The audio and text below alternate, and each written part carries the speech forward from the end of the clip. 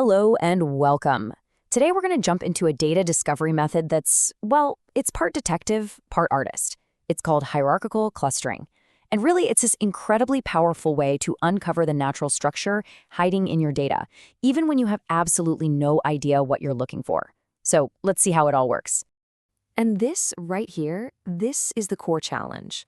So many methods force you to decide right at the start, hey, find me 3 groups or find me 5 groups. You have to pick a number, but what if that's the whole question you're trying to answer in the first place? Well, that's the exact puzzle hierarchical clustering is designed to solve. And this is its secret weapon. Instead of just giving you one flat answer, it builds this beautiful, nested family tree of your data.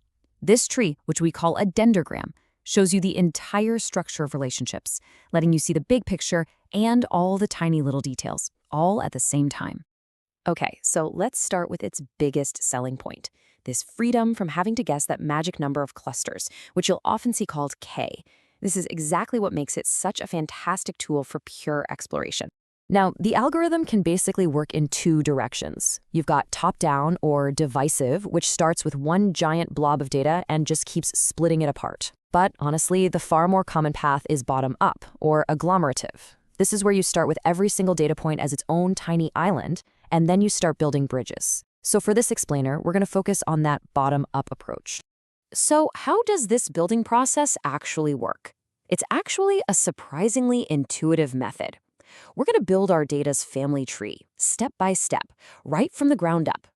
The process itself is wonderfully simple. You start with everything separate, you find the 2 points that are closest to each other, and you stick them together. Then you look again. Okay, what are the next 2 closest groups? And you merge them. You just keep doing that over and over. Find, merge, repeat, until every single point is part of one big, happy family. Okay, theory is great, but let's make this totally concrete. Just imagine our data is 4 simple numbers on a line, 1, 2, 5, and 6. We're going to watch exactly how the algorithm groups them together. Right at the beginning, as the algorithm kicks off, each number, 1, 2, 5, and 6, is its own individual cluster. We're starting with 4 separate groups. Now let's see the first merge. So we look for the closest pair. The distance between 1 and 2 is just 1. The distance between 5 and 6 is also 1.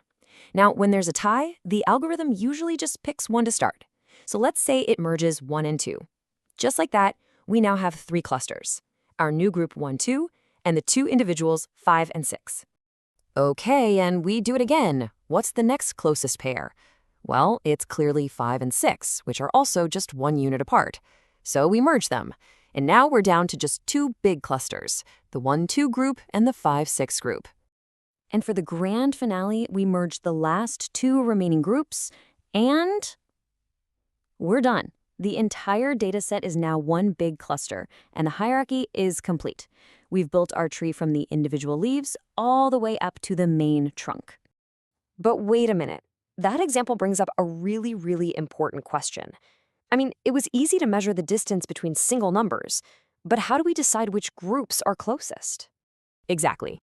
Once you have a cluster with more than 1 point, like our 1, 2 group, how do you measure its distance to another point, like 5? Do you measure from the closest edge, from the center, the average? Because the answer you pick here, it changes everything. This rule has a name. It's called the linkage criterion. And this is so crucial because this one single choice you make, the linkage criterion, it literally gives the algorithm its personality. It determines whether the algorithm likes to build long, stringy clusters or tight little compact ones. And these personalities are fascinatingly different. You've got single linkage. Think of it as the optimist. It connects clusters based on just their 2 closest points, which can often create these long, snaking groups. Then you've got its opposite, complete linkage, the pessimist. It looks at the 2 farthest points, forcing clusters to be really tight and compact. Average linkage is a nice balance between them, and Ward's method is more statistical. It tries to merge clusters in a way that minimizes the overall variance. Okay, so we've run the algorithm, we've picked our linkage rule. What do we actually get at the end of all this? We get that beautiful visual summary we talked about at the very start. As the legendary textbook by Duda and Hart puts it, the result is a tree diagram that shows everything. This tree is the dendrogram, and it's not just a result, it's a map. It's a map of your data's relationships. And here's the key to reading it. The individual data points are lined up along the bottom. The vertical lines show the clusters themselves, and those horizontal lines show where two clusters were merged together. The height of that horizontal line, its position on the y-axis, tells you how far apart the clusters were when they were joined. So really long vertical lines mean you found very distinct, well-separated groups. But hold on, this is a whole tree, right? It's not a specific set of groups. So how do we get our final answer? How do we decide if we actually want 2 clusters or 3 or maybe 4? And this is the magic part. You, the analyst, you get to decide. You can literally draw a horizontal line, a cut, right across the dendrogram. Every vertical line that your cut crosses becomes a separate cluster. So if you cut low on the tree, you get lots of little clusters. If you cut way up high, you get just a few big ones. You have the power to explore the data at any level of detail you want.